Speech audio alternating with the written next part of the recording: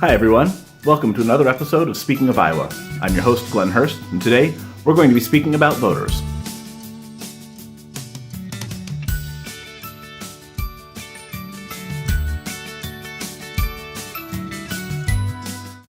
Hi and welcome back to Speaking of Iowa. It has absolutely been an exciting week in Iowa politics. Lots of names went on and off the ballot officially in our congressional districts and for our gubernatorial candidates, and it's certainly been just as exciting over here in western Iowa. This last week I had my campaign kickoff and was able to get my name on the ballot officially, and also hosted a rally against the tax scam during Vice President Pence's visit here to Council Bluffs. So with all that going on, I started thinking about voters, especially those voters who went for Trump in the last election.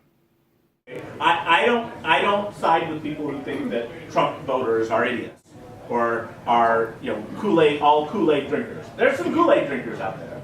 We got our share of Kool-Aid drinkers. But there are plenty of intelligent people who were sold a bill of goods.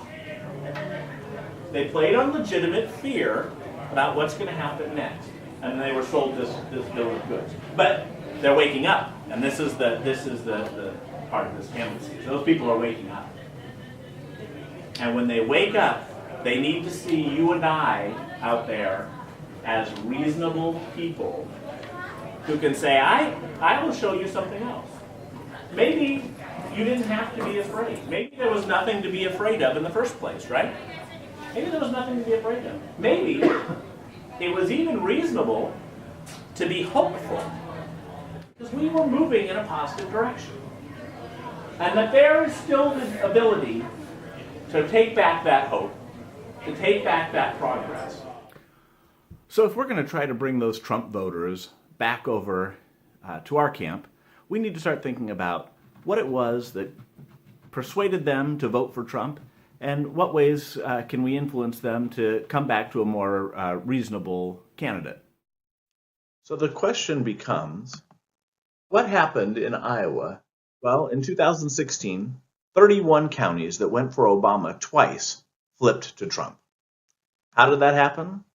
Well, according to the Des Moines Register, their campaign fostered fear of elitists, in other words, Hillary Clinton, which was one of the key factors that helped propel them to a victory.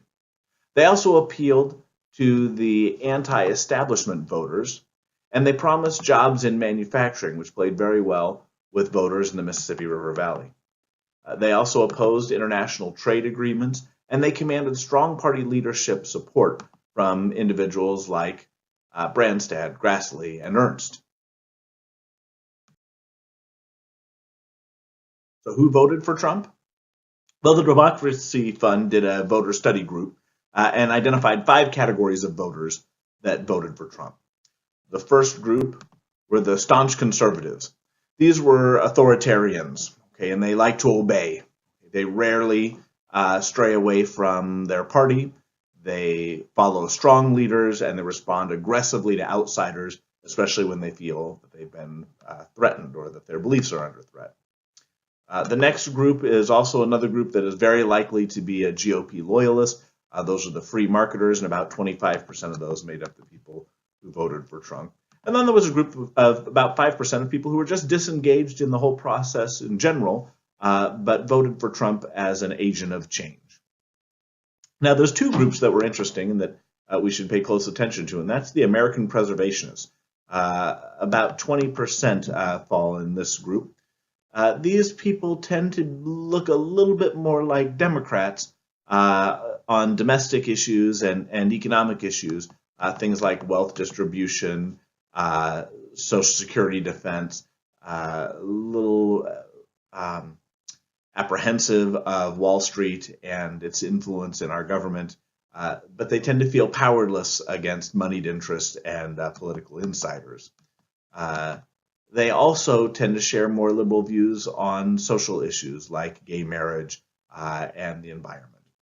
The last group, of course, is that anti-elitist, made up about 19%, according to their study, and Clinton came to be seen as an elitist, an establishment person who was dishonest in a year when the population wanted voters for change.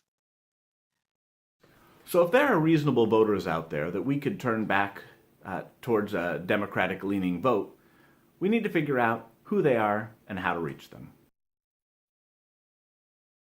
Is this guy one of our influenceable people? Probably not. But how about this lady here? She's a small business owner. She's been left behind by Trump's tax plans.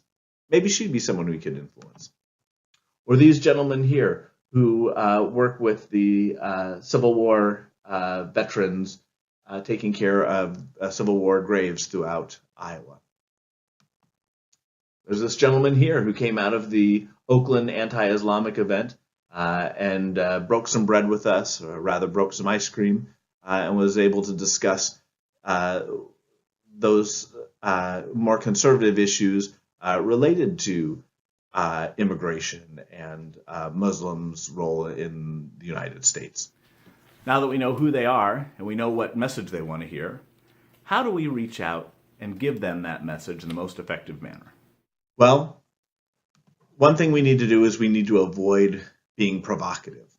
Those authoritarian individuals demonstrate blind loyalty. They rally behind their strong leaders. They don't like outsiders, and they'll fight back immediately and intensely when approached. So probably not the best way to lead in with them in a provocative manner. Probably the most important thing we can do with those folks is to just listen. Trump supporters admire his defiance.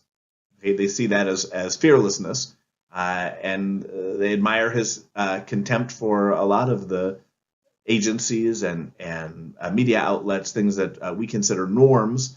They rally against. So listening to them rather than attacking them in those areas is probably a better idea. And finding common ground is a great way for starting a conversation. These people had very specific reasons for voting for Trump, and we should engage with them on those issues and not whether or not they need to be delivered by us.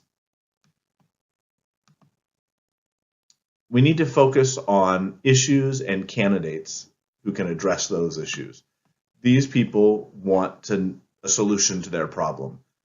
They're not all just blind loyalists, especially that anti-elitist group. And we should really focus on ways to bring them into a conversation that leads us, hopefully, to winning their vote. So we know who we're looking for now, and we know what message they've heard, and we know what message we have to share. The next question is, where are we going to find these people? Well, for me, it's right here in my own hometown and my family. We have to start having open discussions about real topics. And probably the most important thing I can do is listen. If I can hear where they're coming from and give them the impression that we really do care about the concerns, the fears, the problems, and that we have solutions to offer, then we've got a better opportunity of adding some more momentum to the blue wave that we're all sure is coming in November of 2018. I'm Glenn Hurst. This is Speaking of Iowa. We'll see you in 2 weeks.